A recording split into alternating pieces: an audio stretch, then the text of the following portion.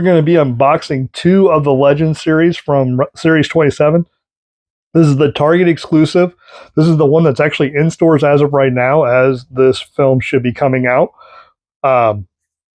These are the only 2 that I'm actually picking up from the line. I've gotten to the point where I can't justify buying duplicates over and over again. So I'm only buying the duplicates that I really, really like, or, first time in line type stuff. So I'll show you the back because there's 2 other figures that are missing. One's Smoking Gun's Billy Gunn, and the other one is Terry Funk. I've had multiple different Terry Funks. We've had Ultimate Edition Terry Funks over the years, that kind of stuff. So I didn't think that it warranted buying it because I don't have to feel like I'm a completionist.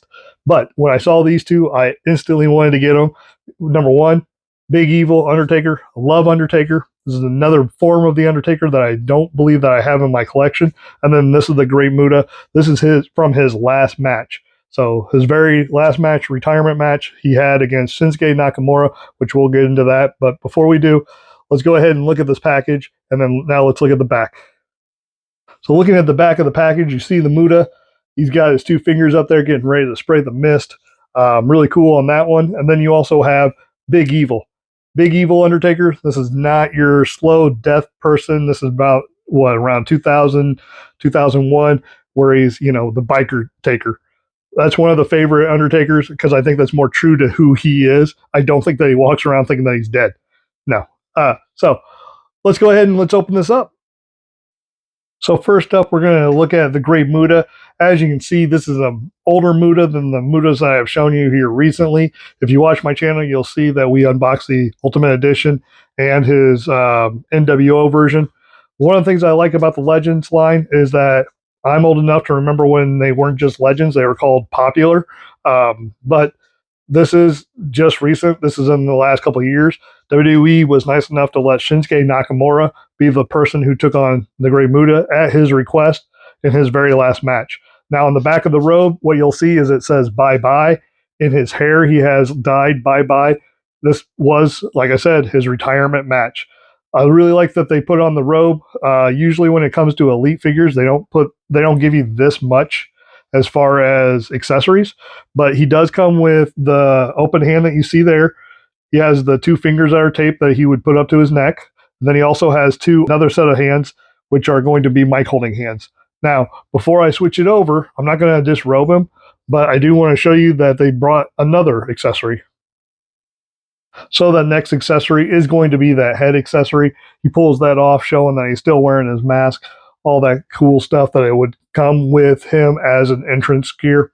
Now, we know that this is just a remake.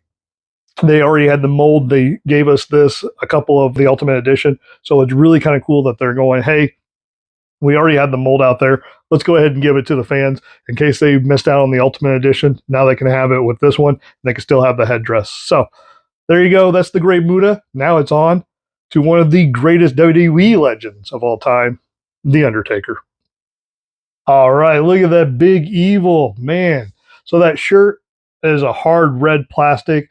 It's not going to float in the air. Kind of wish it was cloth goods, but, with it being the way that it is and it just kind of slips on and off the top of his head, I'm not too upset by it. It doesn't always have to be cloth goods. I think this does work for this Undertaker, especially since I would rather him put all the money into Great Muta's, jacket and head style and all that kind of stuff. But Undertaker, can't go wrong with that one. I do like this. Red, black, it matches. You'll see the Big Evil on the side of his leg. You see it on the shirt. Underneath of it is just a regular black tank top. But there is one more accessory. And look at that Big Evil skull cap. Wasn't expecting that. Now the bandana that you see is actually molded on there. So it's not going anywhere. That skull cap, as you can see, clearly I was able to pop it off and put it back on. So, show it off, pick your poison type deal. Really like this look. Like I said, I'm not going to try to, if I come across the Billy Gunn and the Terry Funk, I'll get it, but I'm not going to pay the aftermarket prices. They're just a little too expensive for characters that I've already got.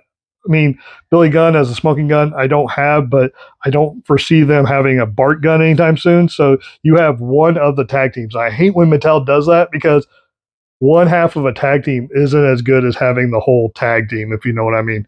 What are your thoughts? What are your opinions? Are you trying to get the whole set? Are you not? Are you like me? Or are you just kind of picking and choosing which ones you get? This has been my review of these two. What are your thoughts and opinions? Please like, share, comment below. And as always, until next time, be nice to yourself, be nice to others. Let's have a good time. Bye.